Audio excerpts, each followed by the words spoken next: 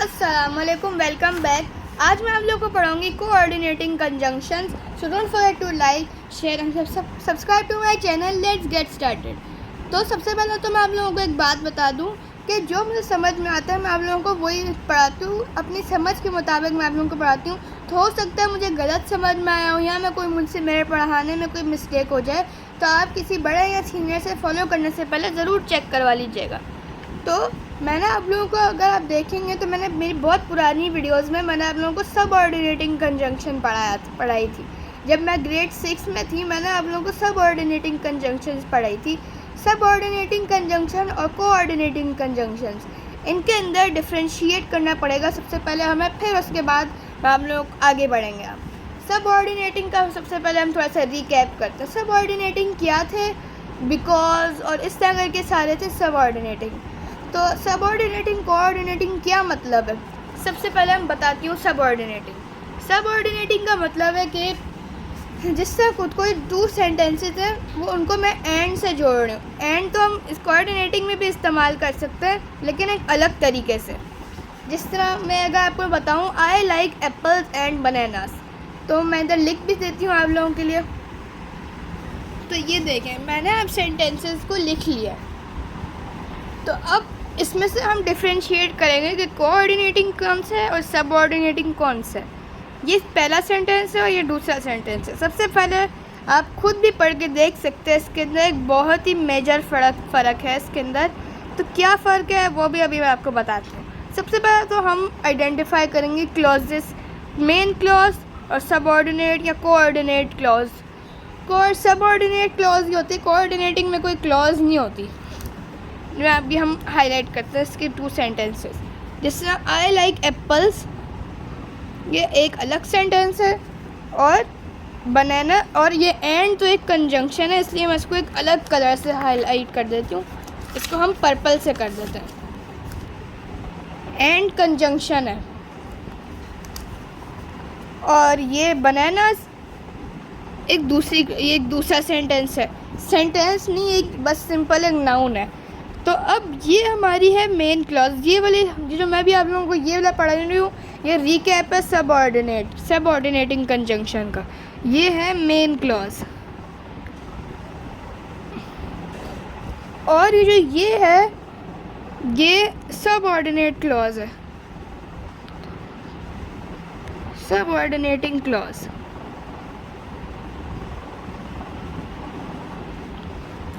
और ये बीच में ये हमारा बीच में है, ये हमारा सबऑर्डिनेटिंग कंजंक्शन है। मैं सिर्फ एस और सी लिख देती हूँ, सबऑर्डिनेटिंग कंजंक्शन। तो अब क्या है, क्या हमारा मामला चल रहा है इसके अंदर। हमारे पास ये एक सेंटेंस है, इसके अंदर से हमें मीनिंग पता चल रहा है। आई लाइक एप्पल्स, यानी ये एक इंडिपेंडेंट सेंटेंस है। इसको अगर हम एंड बनानास के बजाय भी लिखेंगे ना, अब हम इसके ऊपर ये रख देते हैं, पॉइंटर रख देते हैं। अब अगर हम इसको भी पढ़ेंगे सिर्फ आई लाइक एप्पल्स, तो इसका हमें मतलब पता चल रहा है, समझ में आ रहा है कि मुझे एप्पल्स पसंद है। एक सिंपल सेंटेंस है, हमें समझ में आ रहा है मतलब। लेकिन अगर हम सिर्फ इसको पढ़ेंगे बनानास, तो ये तो सिंपल एक नाउन है। नाउन तो हमें नाउन तो बस ये नाउन है। तुमने बनाना का क्या किया है, थोड़ा सा डिटेल तो बताएं। आई ईट बनाना या बनाना अच्छा है, ये क्या है, बस नाउन बताया हुआ उन्होंने। भाई एक नाउन दिया हुआ, कुछ नहीं दिया हुआ, बस एक नाउन। तो इससे रीडर को समझ नहीं आ रहा कि क्यों दिया हुआ है, इससे क्या हो रहा है। बनाना खाया गया है, फेंका गया है, थूका गया है, कुछ भी किया गया है बनाना के साथ, तो समझ तो नहीं थोड़ी आएगा रीडर को अगर हमने सिर्फ नाउन लिखा हुआ है। तो ये सबऑर्डिनेटिंग है, यानी इसका अलग से कोई मतलब नहीं है। अगर ये अलग से हम इसको लिखेंगे सिर्फ, यानी अगर हम बनानास लिखेंगे तो इसका कोई मतलब नहीं है। और अगर हम इसको अलग से लिखेंगे तो ये एक इंडिपेंडेंट सेंटेंस है, यानी मेन क्लॉज है। ये अपने ओन स्टैंड कर सकती है, ये अपने इसका खुद का मतलब है, इसका खुद का इतना मतलब नहीं है, बस ये बता रहा है बनाना। और ये एंड सबऑर्डिनेटिंग कंजंक्शन है जो इसको और इसको ज्वाइन कर रही है। ये बेसिकली एक फ्रेज़ है। अगर हम वन वर्ड लिखेंगे, जैसे वन वर्ड नाउन है, तो एक फ्रेज़ है, और ये एक सेंटेंस है, प्रॉपर सेंटेंस। सेंटेंस में सब्जेक्ट और वर्ब और ऑब्जेक्ट। ऑब्जेक्ट ज़रूरी नहीं है आप सब्जेक्ट वर्ब एडजेक्टिव कर लें, सब्जेक्ट वर्ब एडवर्ब कर लें, लेकिन ये सेंटेंस स्ट्रक्चर फॉलो होना चाहिए, फिर ही वो सेंटेंस बनेगा। अभी ये सेंटेंस नहीं, एक फ्रेज़ है और ये एक कंजंक्शन है, सबऑर्डिनेटिंग कंजंक्शन। अब हम आ जाते हैं कोऑर्डिनेटिंग कंजंक्शन। कोऑर्डिनेटिंग में क्या फ़र्क है?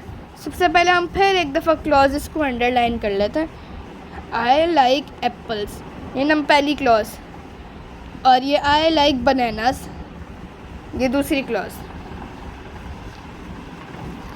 तो अब हम पर्पल से अब हम इससे फिर एंड को भी हाईलाइट कर लेते हैं। एंड हमारी कंजंक्शन है कोऑर्डिनेटिंग कंजंक्शन। कोऑर्डिनेटिंग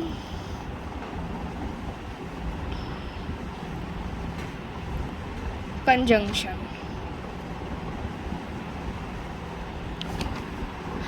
तो एंड हमारी कोऑर्डिनेटिंग कंजंक्शन है। और ये जो आई लाइक एप्पल्स और एंड आई लाइक बनानास, इसके अंदर अगर हम सिर्फ आई लाइक एप्पल्स को देखेंगे तो आई लाइक एप्पल्स का एक मतलब है। अगर हम ये बनानास, ये एंड आई लाइक बनानास को छोड़ दें, हम सिर्फ आई लाइक एप्पल्स को देखेंगे तो आई लाइक एप्पल्स का एक मतलब बन रहा है। हमें समझ में आ रहा है कि मुझे एप्पल्स पसंद है। ये एंड कंजंक्शन है, ये जब ज्वाइन कर रहा है, इसका कोई अलग से मतलब नहीं है, बस ज्वाइनिंग वर्ड है ये। आई लाइक बनानास, और ये आई लाइक बनानास का भी एक मतलब है अलग से, मुझे बनानास पसंद है। तो ये भी इंडिपेंडेंट सेंटेंस है, ये भी इंडिपेंडेंट सेंटेंस है। तो अगर हम दो इंडिपेंडेंट सेंटेंस को ज्वाइन करते हैं एक कंजंक्शन से, यानी कोऑर्डिनेटिंग कंजंक्शन से, तो वो कंजंक्शन जिसको ज्वाइन करती है, जिसको दो इंडिपेंडेंट सेंटेंसेस को जो कंजंक्शन ज्वाइन करती है, वो होती है कोऑर्डिनेटिंग कंजंक्शन। और जो दो ऐसी क्लॉजेस को ज्वाइन करते हैं जो एक होती है इंडिपेंडेंट और एक होती है फ्रेज या कोई बस जिसका कोई अलग से कोई मतलब ना हो, तो वो होती है सबऑर्डिनेटिंग कंजंक्शन। इसको ये वाला है, ये जो कोऑर्डिनेटिंग कंजंक्शन है, ये टू इंडिपेंडेंट को ज्वाइन करती है, और जो सबऑर्डिनेटिंग कंजंक्शन है, ये टू एक इंडिपेंडेंट सेंटेंस और एक वो वाला सेंटेंस जिसका अलग से कोई मतलब नहीं है, उसको ज्वाइन करती है। तो अब हम वापस से कॉपी पे आ जाते हैं, जिसके अंदर नोटबुक पे आ जाते हैं, जिसके अंदर मैं सब लिखा हुआ है इसकी definitions. Coordinating conjunctions definition: these conjunctions are used to join two independent sentences. ये कंजंक्शन अभी मैंने आपको समझाया, ये टू इंडिपेंडेंट सेंटेंसेस को ज्वाइन करती है। इंडिपेंडेंट मीन्स जिनका अलग से मतलब है, दो ऐसे सेंटेंसेस जिनका अलग से मतलब है उनको ज्वाइन करती है ये। और ये इनका नाम है फैन बॉयज़। अगर ये फैन बॉयज़, ये बेसिकली एक इनफॉर्मल टर्म है जिससे आप याद रख सकते हैं कौन सी कंजंक्शन इस्तेमाल हो सकती है। कोऑर्डिनेटिंग में बिकॉज इस्तेमाल नहीं होता, क्योंकि कुछ सेंटेंसेस में अगर हम बिकॉज इस्तेमाल करेंगे तो सबऑर्डिनेटिंग है। सबऑर्डिनेटिंग के अंदर हम बिकॉज यूज़ करते हैं। और फिर अब मैं आप लोगों को ये सारे बताती हूँ, इनके मतलब भी। फॉर, जब अगर हमें कोऑर्डिनेटिंग कंजंक्शन में बिकॉज का काम करना है तो वो फॉर है। For to give a reason, and to give additional information. Nor negative है, to give a negative opinion, but positive opposite opinion. यानी अगर मैं कोई कह रही हूँ मुझे आइसक्रीम पसंद है, but I like ice cream but I don't like donuts. अगर मुझे आइसक्रीम पसंद है तो मुझे डोनट्स नहीं पसंद, अलग ओपिनियन, ऑपोजिट बताया है ना, तो इसलिए ये ऑपोजिट के लिए इस्तेमाल होता है। Or to give a choice, you can go to the park or you can go to the cinema, yet to show unexpected result. Unexpected result यानी जो हमने एक्सपेक्ट नहीं किया था वो रिज़ल्ट दिखाने के लिए हम येट इस्तेमाल करते हैं। येट का एक एग्जांपल दूँ आप लोगों को, तो she studied really hard yet she didn't pass. उसने बहुत मेहनत की लेकिन जब उसको रिज़ल्ट मिला तो उसने देखा कि वो पास नहीं हुई, तो एक अनएक्सपेक्टेड रिज़ल्ट है, उसको तो नहीं पता था ना वो फेल हो जाएगी। So to share result, result share करते हैं जिसका हमें पता हो। I didn't take an umbrella so I got wet in the rain. अब मुझे पता था अगर मैं अम्ब्रेला नहीं लेके जाऊँगा तो मैं गीली हो जाऊँगी। अब हम करेंगे fill in the blanks using FANBOYS. तो अब स्टार्ट करते हैं FANBOYS. I had plan the party dash I couldn't go. मैंने ये पार्टी प्लान की थी लेकिन मैं ही नहीं जा सका।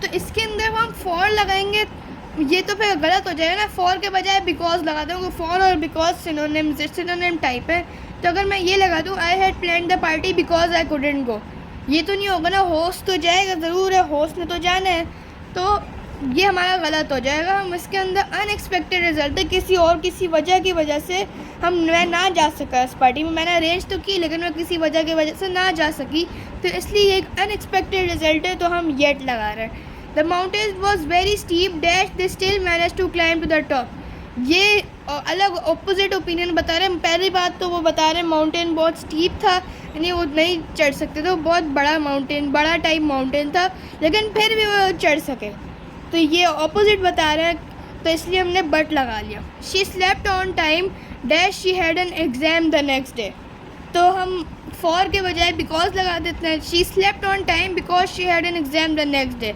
अगर आपको फॉर नहीं समझ में आया किधर लगाना है, तो फॉर के बजाय बिकॉज लगाने की कोशिश कर लें। They didn't have a plan nor were they ready, उनके पास कोई प्लान भी नहीं था और वो रेडी भी नहीं थे, तो फिर वो हम रेडी भी नहीं थे, तो नॉर अगर आप जिसको डैश कंसिडर करें, they didn't have the plan dash were they ready, उनके पास प्लान भी नहीं था और वो रेडी भी नहीं थे, तो इसलिए हम नॉर लगा रहे हैं। He practice really hard dash he could get better, so अगर वो प्रैक्टिस करेगा तो वो और बेहतर होगा, तो इसलिए सो लगाया हमने कि सो एक्सपेक्टेड ओपिनियन बता रहे हैं।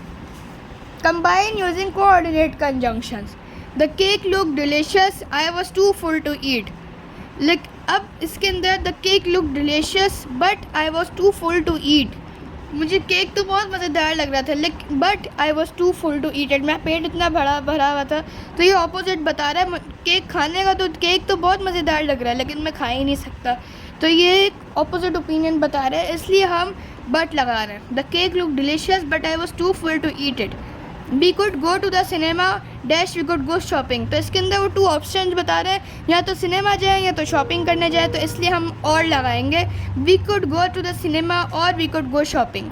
आई wasn't invited dash was I interested to go, इसके अंदर नॉर आएगा, I wasn't invited nor was I interested to go. I don't like spiders I don't like snakes, तो I don't like spiders and I don't like snakes के अंदर to additional information बता रहे हैं। आपको थोड़ा सा रिकैप भी दे देती हूँ, हम अगर आप लोगों को कोऑर्डिनेटिंग कंजंक्शंस नहीं पता तो आप फैन बॉयज से ट्रिक लगा सकते हैं। एफ से फॉर, ए से एंड, एन से नॉर, बी से बट, ओ से और, वाई से येट और एस से सो। फॉर को to give a reason, and को to give additional information, nor to give a negative opinion, but to add an opposite opinion, or to give a choice, yet to share unexpected result, so to share result। ये expected और ये unexpected। तो guys I hope आप लोगों को समझ में आ गए होंगे coordinating conjunctions। इंशाल्लाह मिलते हैं आपसे नेक्स्ट वीडियो में, तब तक के लिए अल्लाह हाफ़िज़।